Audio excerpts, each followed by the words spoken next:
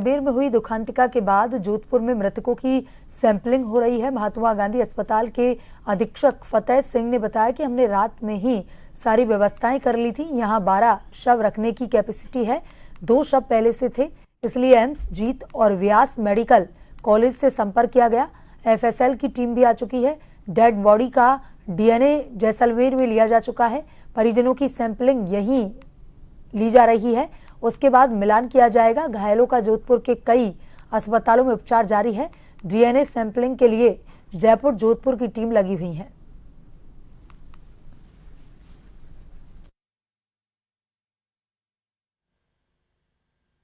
जी, DNA sampling बिल्कुल शुरू हो चुकी है और कुछ लोगों को लग सकता है कि थोड़ी देरी हुई, लेकिन देरी का कारण है निश्चित रूप से घायल जैसे आए तो उसमें केवल अस्पताल का ही काम था। हम चिकित्सकों का ही काम था या हमारा जो नर्सिंग स्टाफ है, पैरामेडिकल है, उन्हीं का काम था, तो हमने तुरंत उनको सारी सुविधाएं दे दी थी। लेकिन जो डीएनए सैंपलिंग होती है इसमें एफएसएल टीम भी शामिल होती है, डॉक्टर्स की टीम भी शामिल होती है, पुलिस की टीम भी शामिल होती है और हमें ये पता भी था, समाचार भी हो गया था कि सुबह तक अपने पास आ जाएंगी डेड बॉडीज वगैरह है, तो रात में ही हमने सारी व्यवस्थाएं कर ली थी।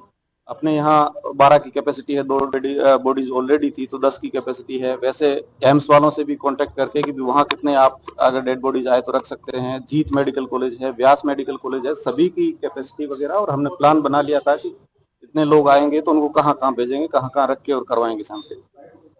जैसी ज़रूरत थी वैसी व्यवस्थाएं करके उसमें से 3 मरीज जो सीरियस थे उन 3 को हमको वेंटिलेटर पे लेना पड़ा। तो वो ऑक्सीजन का सपोर्ट के साथ में चल रहे हैं। 2-3 मरीज जो हैं वो 75 और 80% से ज़्यादा बर्न है। 5-6 उनमें से 50% के आसपास बर्न है।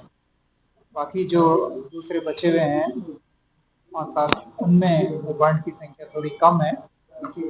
तो जो व्यवस्थाएं सरकार के स्तर से मरीजों की ज़रूरत के हिसाब से वो सारी कर दी गई हैं और जैसे जैसे ज़रूरत पड़ेगी उस हिसाब से हम उनकी व्यवस्थाएं और उनको उनके परिजनों के लिए व्यवस्थाएं वो हम लोग कर रहे हैं। जैसलमेर से जोधपुर आने वाली बस में करीब 20 लोगों की मौत हो चुकी है और वहीं एक व्यक्ति की और मौत की आ रही है सूचना, जिसमें 10 वर्ष बताया जा रहे हैं व्यक्ति की उम्र। और हमारे साथ है विनीत कुमार जी, इनसे बात करते हैं कितने लोगों का सैंपलिंग हुई है और कितने लोग यहाँ जोधपुर के हॉस्पिटलों में भर्ती है। देखिए, यहाँ पर हमारे पास कल जैसलमेर से इस दुखद घटना में 16 घायल लोग आए थे और दौरान उपचार उन 16 लोगों में 2 लोगों की शायद मौत हो गई है और इसके बाद रात को हमारे पास 19 शव भी वहाँ से जो जैसलमेर से आए थे, उन 19 शवों के सब परिजनों के हमने सैंपल ले लिए हैं और नियमानुसार सारी कार्रवाई की जा रही है। हमारा प्रयास ये है प्रशासन का और राज्य सरकार का कि इसका डीएनए सैंपलिंग जल्दी से जल्दी मिलान करके और शीघ्र इनको जो है परिजनों को सुपुर्द कर दिया। सर, ये डीएनए सैंपलिंग में कितना टाइम लगता है और कब तक इनको रिपोर्ट मिल सकती है? हम कोशिश कर रहे हैं कि 24 घंटे के अंदर अंदर इनको मिल जाए। तो हम कोशिश पूरी यही है कि 24 घंटे के अंदर अंदर मिल जाए। मृतकों के जो शव थे उनका जैसलमेर में डीएनए ले लिया था, परिजनों के आज सबके यहाँ पे डीएनए ले लिया। अब सैंपलिंग का बस वो मिलान का काम है। मिलान का काम जैसी रिपोर्ट आएगी हम उनको नियमानुसार सबको सुपुर्द कर देंगे।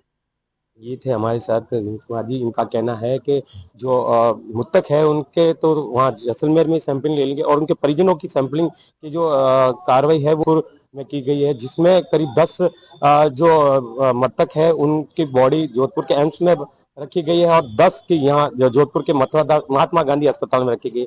अब कह सकते हैं ये जो बड़ा हादसा है ये बहुत ही दुखद हादसा है।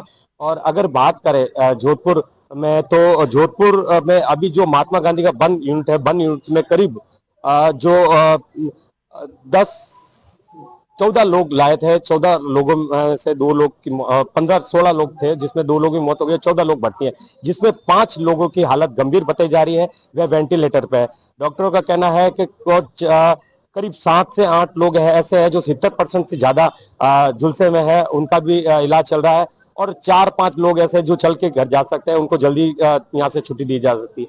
और जो मृतकों के परिजन है वह जोधपुर के महात्मा गांधी अस्पताल की मोर्चरी में आप देख सकते हैं किस तरह से पूरे परिजन है वह अपने रिश्तेदारों की जो सैंपलिंग के लिए आए हैं, वे लोगों को जो प्रशासन जो है उनको से बात की जा रही है। और जो सुबह से ही उनके परिजन सैंपलिंग के लिए पहुंचे थे, कुछ देर डॉक्टर लेट होने की वजह से थोड़ा सा अंकुश जरूर देखने को मिला था, लेकिन अब सारे जो परिजनों की सैंपलिंग हो गई है। निश्चित तौर पे जो 24 घंटे का जो बताया है विनीत कुमार जी के 24 घंटे लग सकते हैं कि सैंपलिंग के मिलान में, उसके बाद में उनके परिजनों को उनके सर सुपुर्द कर जा सकते हैं।